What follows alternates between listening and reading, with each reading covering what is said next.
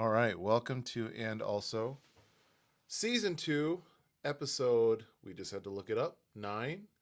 That's how on the ball we are, is we know generally where we are, but specifically we get a little turned around. So that's I mean, there's gaps that between times when we're recording. that is true. It's been a few weeks. Yeah, yeah. But so that's kind of our motto is And Also, a podcast for the rest of the week. And we're generally pretty good. Specifically, we have some issues. That's there's kind of like a subtitle to subtitle to subtitle. Sure. Kirk and I are here. We're talking about Exodus, Movement of the people. movement of the people, because that is where we are at Faith Alliance Church, preaching through the book of Exodus, and we do this because it is good to talk not only about the scripture in a hermeneutical, homiletical way, but it's also good just to have a conversation around it. And so that's what Kirk and I are doing.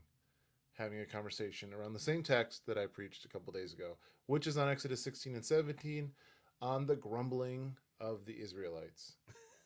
So we're going to talk about grumbling tonight and maybe do some grumbling while we talk about it.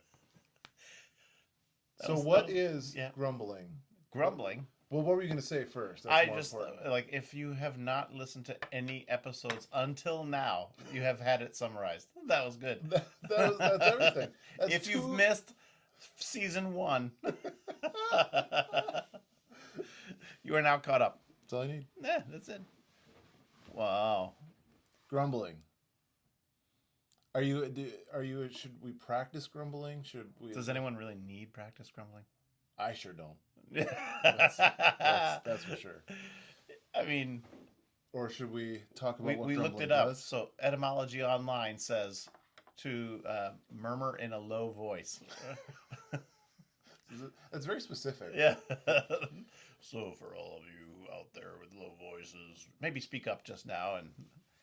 But that's so it's not only one person grumbling; it's the whole nation of Israel. The whole nation, which must have sounded hilarious. Yes. To hear everybody in a low voice mumbling something angrily. Yeah, again, we're talking thousands of people in a desert community, and they're spread out over space. Right? They're not jammed together.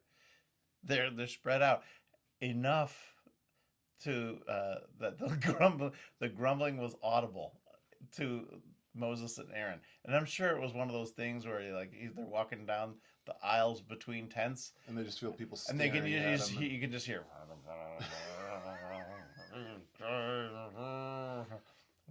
back in my day, all that stuff, right? That's exactly what they're saying. Back in my day, right? So all that's happening, which I think is.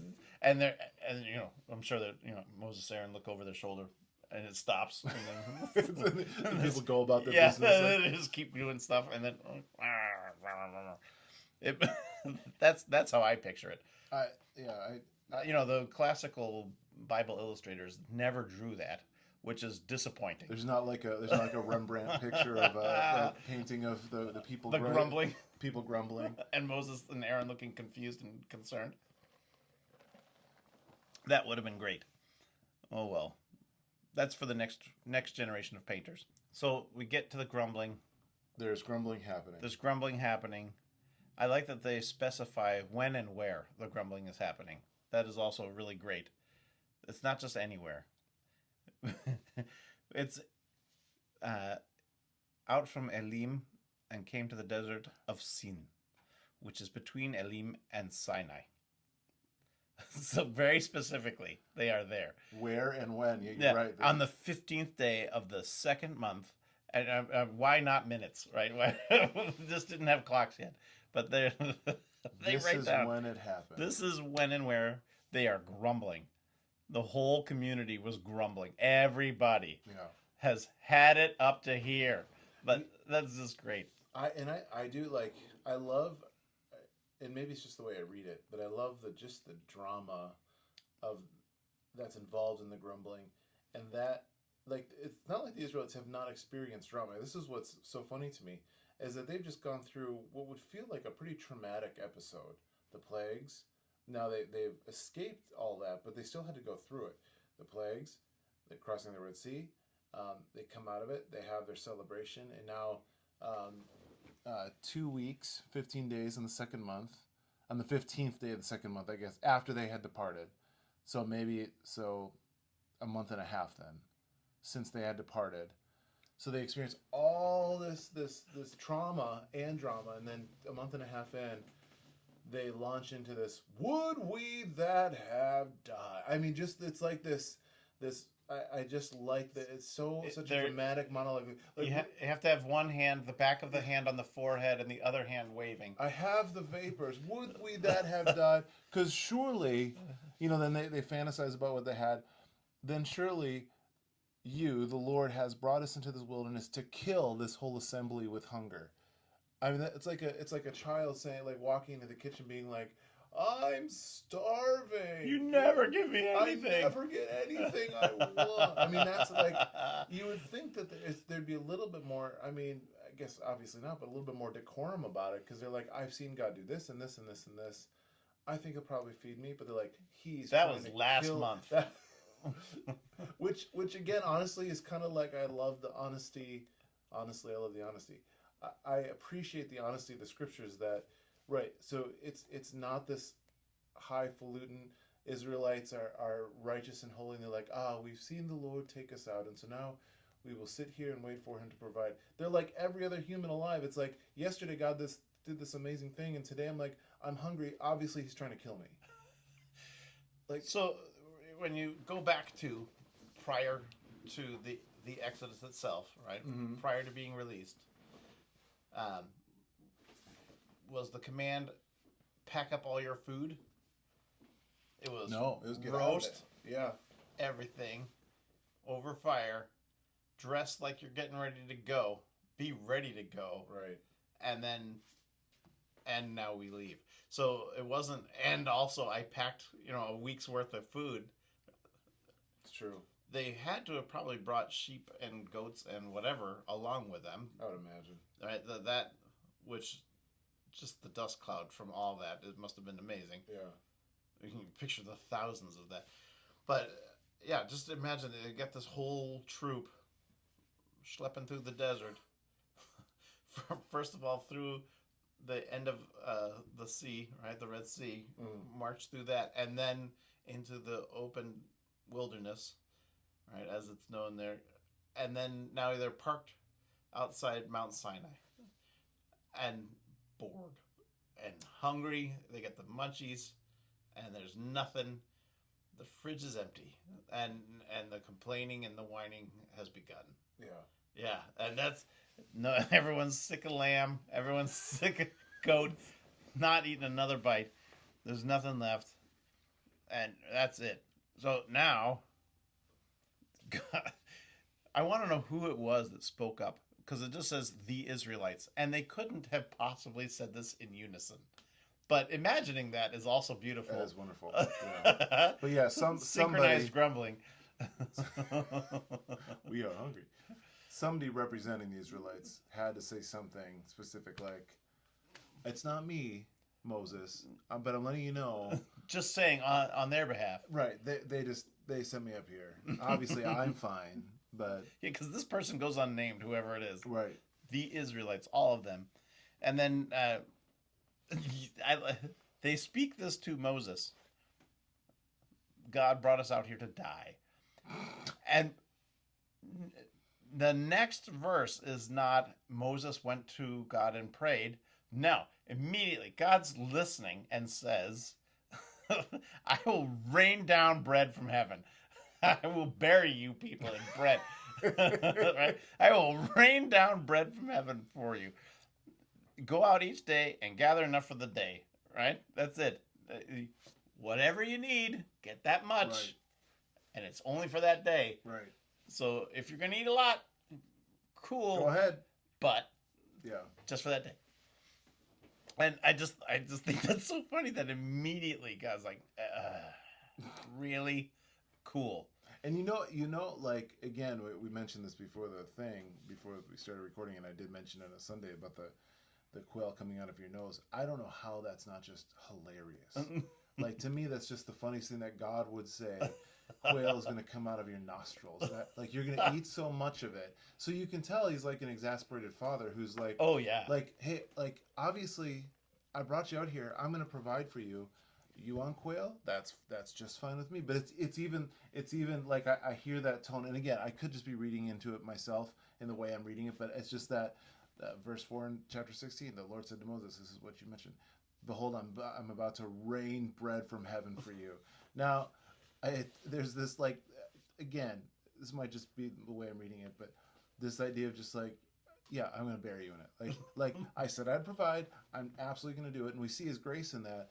But just the way he's this kind of like exasperated father kind of voice, like it was just like, oh, okay, here's the bread that like. This was going to happen.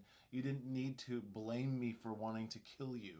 Right. You know, it's a little melodramatic. So you get the framework here, right? So same today, tomorrow, forever, right? Yeah. So that same exasperated God is the same like happy to serve version that does the loaves and fishes later, right? Right. So loaves and fishes, happy time, everyone's surprised. Standing out in the desert, you will be buried in bread. It's gonna be everywhere. Well, and you think like I know and it later on actually in Numbers that retells part of these narratives.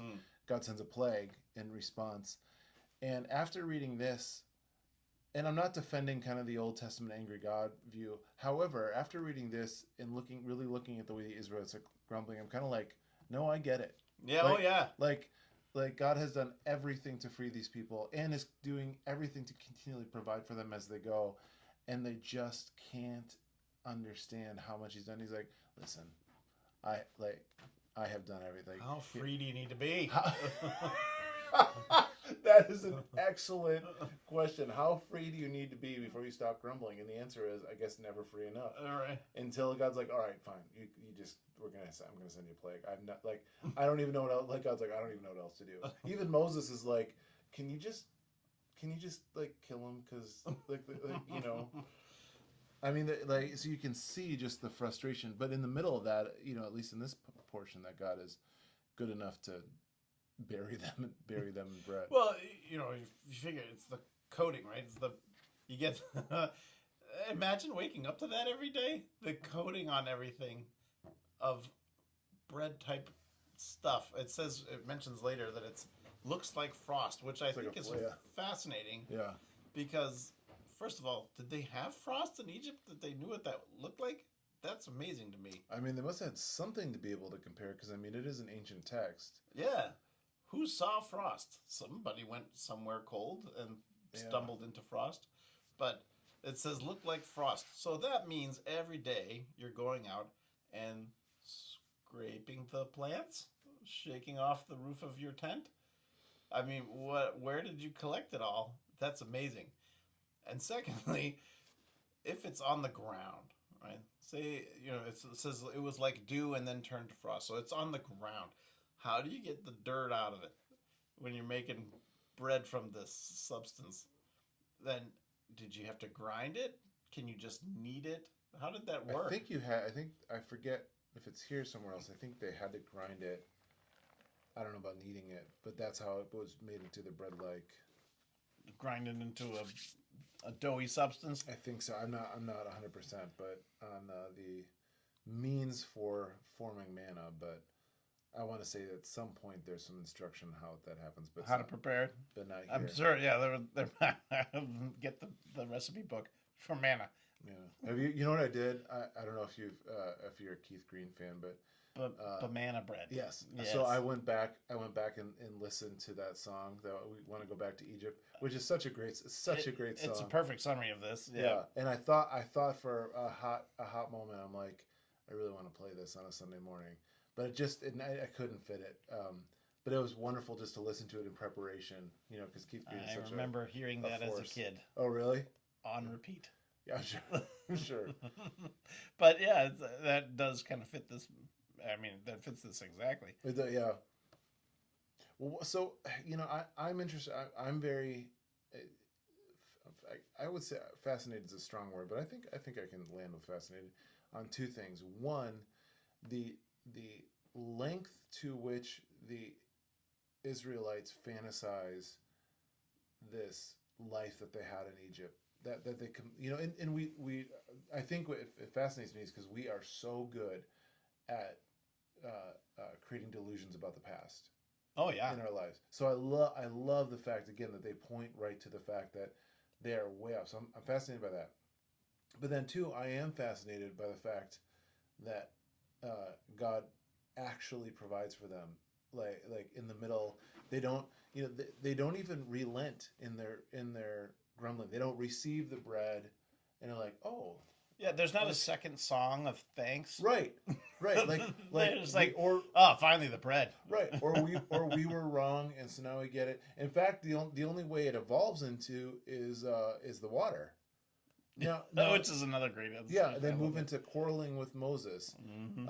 and again, I mean, I get that they need water. I'm not dismissing that, but uh, like this is how they respond to God's provision is they just keep saying quarreling with Moses about food and water. Um, so it's just so those two things, God's provision, but then also the fantasy of that grumbling brings. Why do you think like I'm amazed that they're like remembering it so poorly. Hmm. What do you think's in that? In our psychology, remembering glamorizing the past. Yeah, I mean like and the fact that like the scripture hits it on the nose about like how we so poorly remember things, which I think is why the Bible's full of God telling us to remember, is because that we do it so poorly that He's like here, okay, like put these stones here, remember the the Lord's Supper, remember, like it's here's some things that you can look at to remember properly because we're so bad at it, and it just and we see the Israelites remembering poorly. Yeah, so what's it? Yeah, I mean, it had been a month and they were delusional because they were starving. I guess so. Yeah, yeah, and that's it. It's not like a year had passed. All right. Uh, that and the fact, it's not just the bread. He sends the quail, and they're all over the camp. It describes so quail all over the camp. They wake up in the morning. They see they see the frost that turns to bread, right? So they see the manna. They're like, what is this? And Moses has to describe what to do. You know, take an omer uh, jar, right? For each person you have in your tent. So everybody gets a loaf. So first of all, that you could walk around and collect that much everywhere. Mm, That's amazing. mm, That's pretty interesting. So you can walk around and in your surroundings you have enough so that everybody in your tent has enough to eat for the day for bread. So mm. bread in the morning, and then you get the quail in the evening. Um, I just love the infinite supply of quail. That's amazing. Yeah. Like, where were these things growing that they had so many? But the quail show up to be devoured. That's very kind of them. Um, and then the warning, right? So no one keep any of it until morning. Mm. How I love this. Was it verse 20? That's like every kid, right? But they did Don't, don't do this. Some of them paid no attention. That's, when you pull that verse out and Yeah. you read it for what it is, it's like, yeah, I mean, a track is perfect. That's Genesis 3 right there. Yeah, Like, all of us are verse yeah. 20. None of them paid any attention. They kept part of it till morning, and it was full of maggots and began to smell. Yum. And so Moses was angry with them. So it's just great because you get Moses going from shy, can't speak to these people. Yeah. I don't know what to say. You can't send me, send someone else. To now he's ticked. He's just angry. Yeah. How did I get put in charge of you people? Well, yeah, even down in chapter 17, Moses said to them, he's quarreling. He said to them, why do you quarrel with me? Why do you test the Lord? And then they thirsted for more. And then and then they say, why'd you bring us out of Egypt again? They say, to kill us and our children and our livestock with thirst. Moses cries out to the Lord, what shall I do with this people? They are almost ready to stone me. and then God provides for them. So yeah, it's like Moses has gotten very direct about his needs, and like yeah, it's interesting to Yeah, see it's a him change. dramatic change Yeah. from early Moses to this Moses. Uh, and then the Sabbath version, right? So the Sabbath version of this material that we call manna, that one doesn't get maggots. Right. So the guys that didn't listen and it got maggots must be annoyed. Oh, what? Now no maggots? What's going on? And God's like, oh, I told you. Hey, pay attention. But yeah, this is amazing. I just that whole story. Just bear in mind that the Lord has given you the Sabbath. Just only do this for these days. So what do you suppose? And just imagine they have crossed through the Red Sea. They have an encampment. Um, they aren't moving a lot yet. What are they spending their time doing, other than grumbling? Grumbling. Yeah, Right. That's a So good question. they were bricklayers. These are industrious people, right? That's true. They're brick Yeah. makers. They're doing stuff every day. Yeah. To go from every day getting up and facing the grind to what? You set up a tent and now you're hanging out, right? I guess. And God felt bad for them and instituted a Sabbath.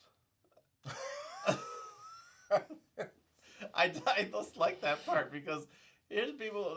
I mean, they must have just been exhausted human beings. I can't imagine being under that regime until that point. Yeah. And then to hit the next stage, which is like I'm camping, right? And I have a day where I can't do anything.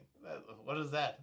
That is funny. Yeah. So, I mean, collecting firewood and that kind of thing perhaps was a thing that they had to do regularly. So that was probably there's probably weren't doing that stuff. Yeah, but it is interesting.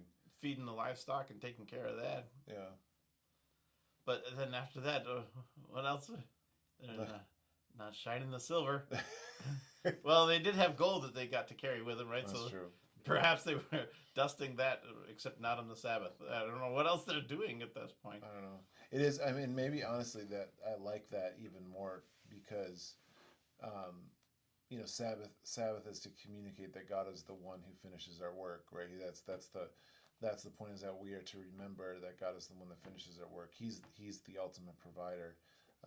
And at the end in Genesis 3, well, I mean, no, Genesis 1, but at the end of his reign, when he sits on the throne, that's like what they would have understood to be rest is God seated on the throne, is like the sense of God reigning over all of creation. So rest is the realization that God reigns over all of creation and he's the finisher of it. So what I like about that and what you said is that it's way more than just stopping work. It's this realization that God is the one that will finish our work and he's the one that is resting as sovereign over all creation. And so they get an opportunity to respond to that, which they don't do great with. Eventually they forgot God altogether and make a golden calf in a few chapters. That's how they honor they honor the Lord. But that whole scene, by the way, is like that is the best bit of revenge. Like you kids have pushed me too far moment. Grind it down and drink it? Grind it down and drink it. So where's that gold going? Through their digestive system. Correct. So now all that gold you got to leave Egypt with, go get it. It is this, like, when you start looking at it, not in piecemeal, but you start looking at it in the passages we're talking through tonight, grumbling, the golden calf. It's really kind of the same story over and over again with different expectations of, like, okay, well, God's not providing for us, he's going to kill us. God provides. Well, where has God gone? We need to worship him. Let's make our God ourselves. And God respond, and God says, well, here I am, and now you're gonna, but there's consequences to it. As the further on it goes, God's getting more and more frustrated.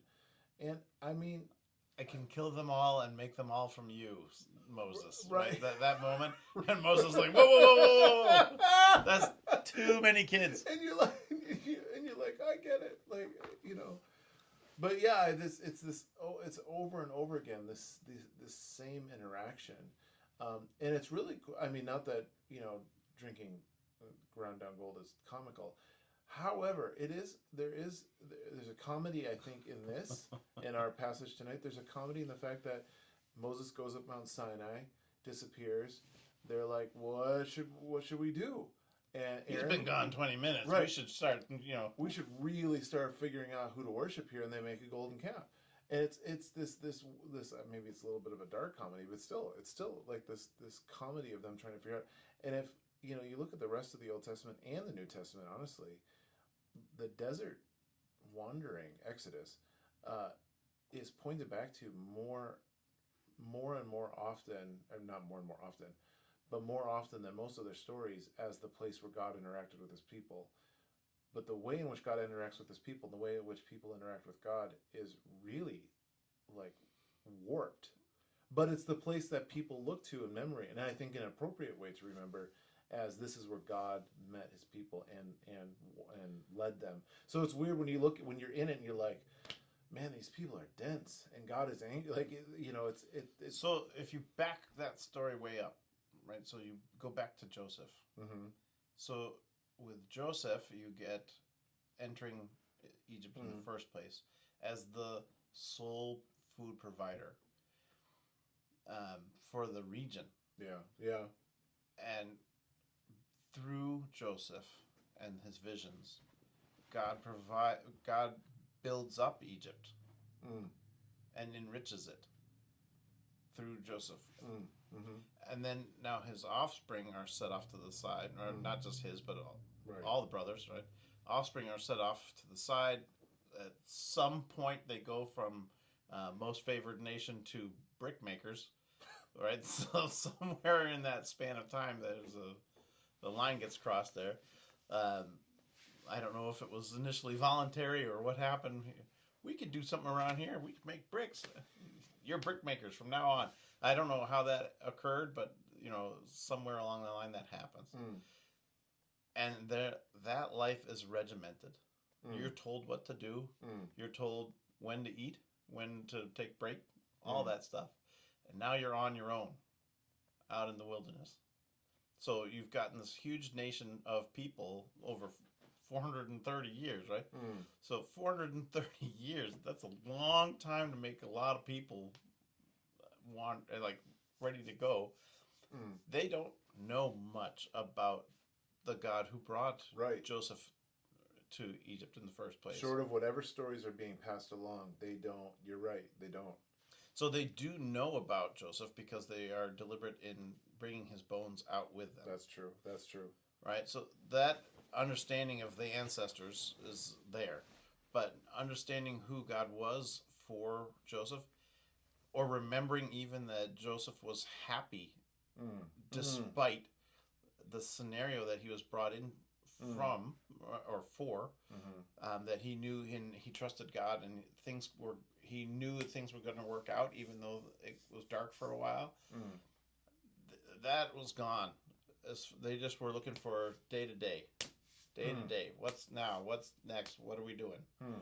And now you end up with this large group of people who are used to being told.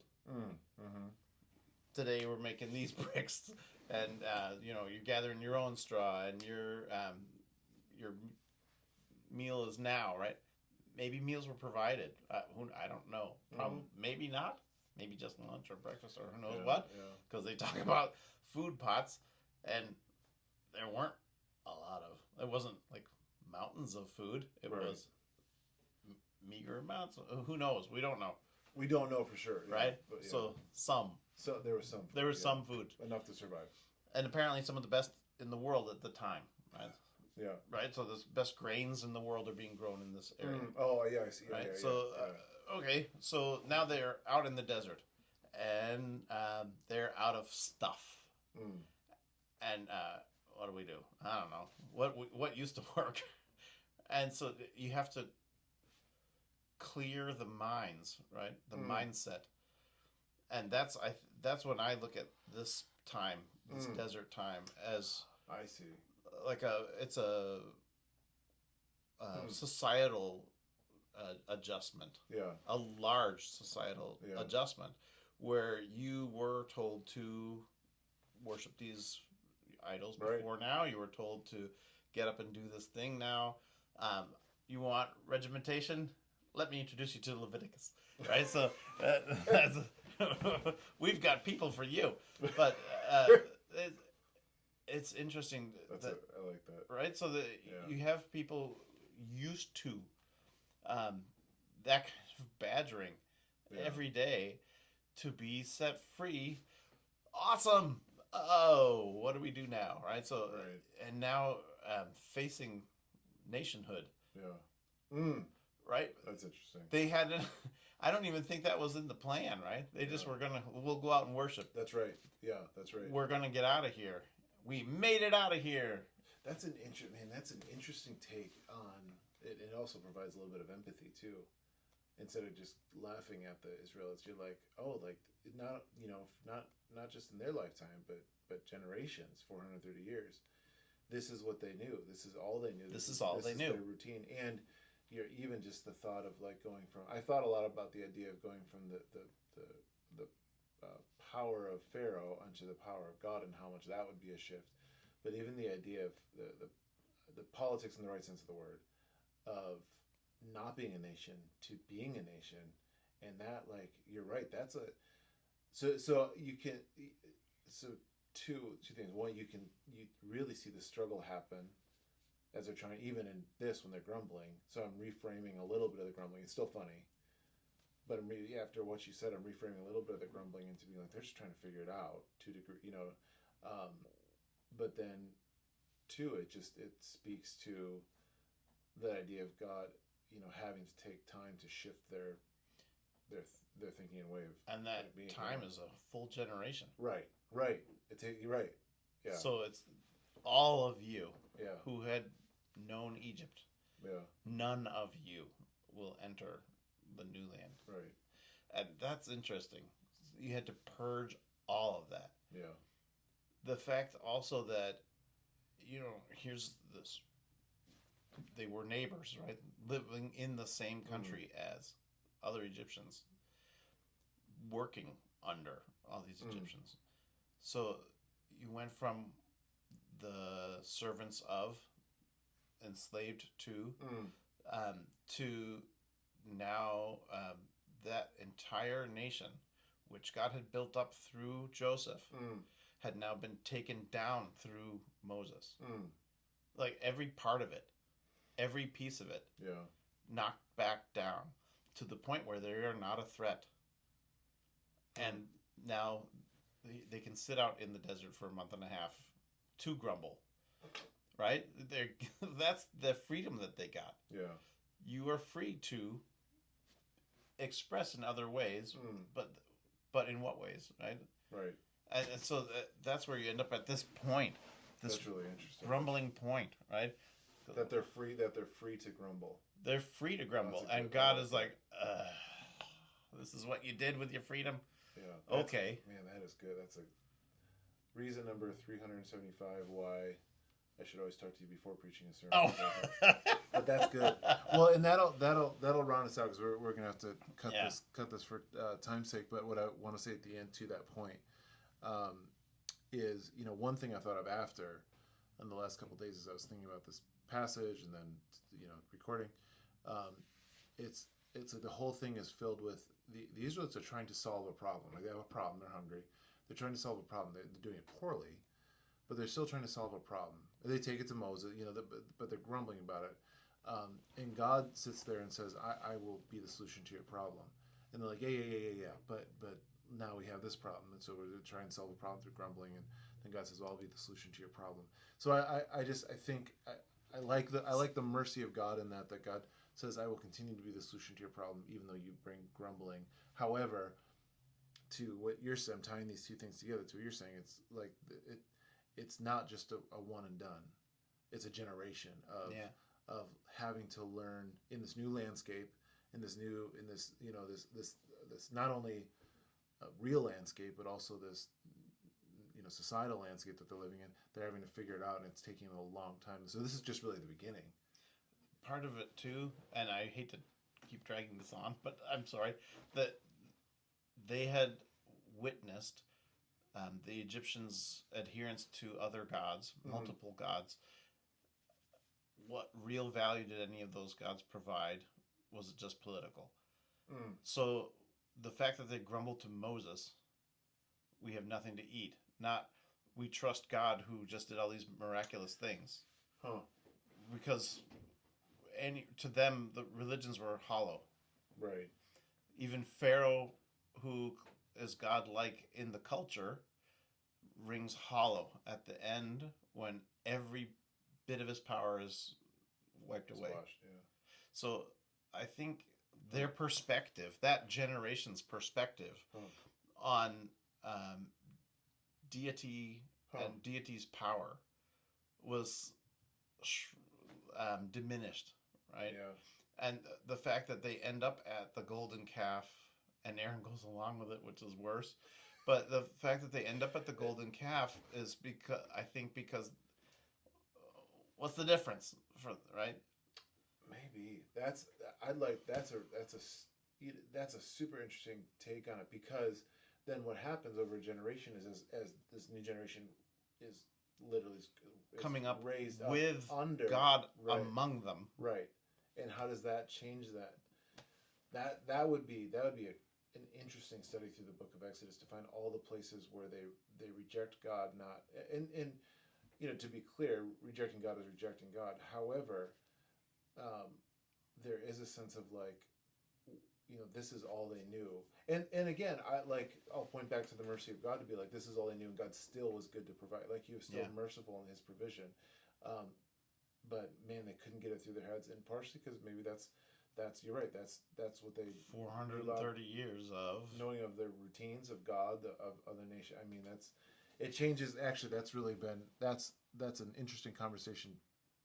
Kind of in the moment, in the hot take of the moment, to think about how they responded based on that, not just based on them grumbling. So they are grumbling, but maybe it's even looking a little bit closer at why.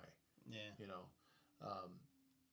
So we'll leave it there with no solution, no resolution, but many more chapters to go. But the more I read the Bible, honestly, like until we get to Revelation, I'm fine with no resolution. We'll continue to see how God provides and moves, and how people continue to grumble, because you know what, that's just kind of life. So we'll keep grumbling, and God will keep providing. And this podcast always ends too early. And we'll pick it up in a couple of chapters from here in a couple of weeks. Thank you. Thank you. And we'll see you next time. Episode 10. Episode 10.